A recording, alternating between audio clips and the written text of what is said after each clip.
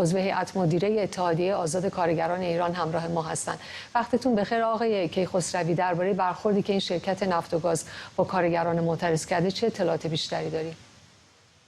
با سلام و درود به شما و همه بینندگان محترم.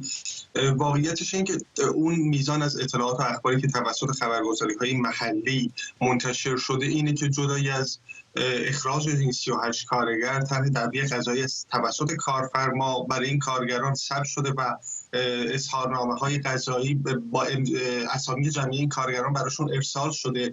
این اتفاقی که معمولا در صنایع نفتی و مناطق ویژه اقتصادی یا بخش‌های دیگه کارگری میفته، این که کارفرمایان در همدستی کامل با مشخصا در صنعت نفت با شبکه گسترده حراست صنایع نفت و همچنین نهادهای اطلاعاتی و امنیتی کارگران رو به بهانه اعتراض و مطالبه‌گری متهم می‌کنن به اتهاماتی از قبیل اخلال در نظم یا اقدام علیه امنیت و براشون پرونده‌های قضایی تشکیل میدن. به هر حال چیزی که وجود داره اینه که کارفرمایان و کل بدنه حاکمیت با نهادهای امنیتی هم در تلاش هستن که این بخش مهم به خصوص بخش صنایع نفت و گاز رو همیشه تحت اون سیطره سرکوب و شرایط امنیتی و پادگانی قرار بدن که کارگران اعتراض نکنن. متاسفانه این اقدام در مابقی جاها هم اتفاق افتاده. همچنین مثل کارگران پروژه‌ای که اردیبهشت ماه امسال دست به اعتصاب گسترده‌ای زده بودند با برخوردهای امنیتی شدیدی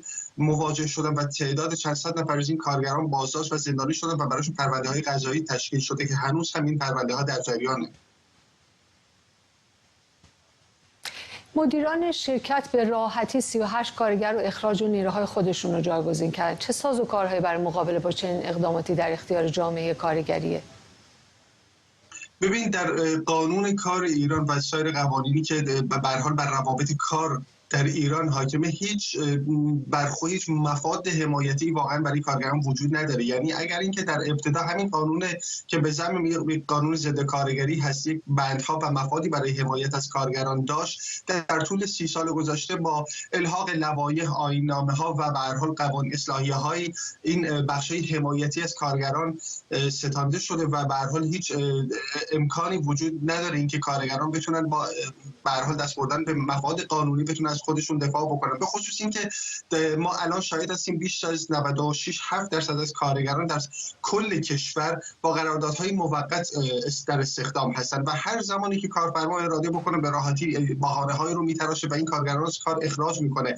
مشخصا در صنایع نفتی و یا مراکزی که در مناطق ویژه اقتصادی قرار دارن اصلا شرایط بسیار بدتره. یعنی اینکه جدای از اینکه به راحتی اخراج میکنن، اصلا قانون کار به شکل عمومیش مشمول نمیشن کارگران در اونجا و کارها رو به شکل موقتی و پیمانکاران در ابعاد گسترده مثلا سپردن و همچنین یک اتفاق دیگه میفته برای کارگران در صنایع نفتی، اینه که اونها رو بلک لیست میکنن. یعنی اجازه نمیدن که بعد از اینکه اخراج شدن در سایر مناطق و مراکز نفتی هم استخدام بشن. شاید بسیار بهتره. تنها چیزی که میتونه اتفاق بیفته این که کارگران به قدرت خودشون و اتحاد عملشون دست به اعتراض بزنن و ایجاد تشکل‌هایی بکنن که بتونن با اعتصاب و اعتراض مقابل این نوع بی‌حقوقی‌ها وایسن. ممنون از شما. فؤاد کیخسروی، عضو هیئت مدیره اتحادیه آزاد کارگران ایران.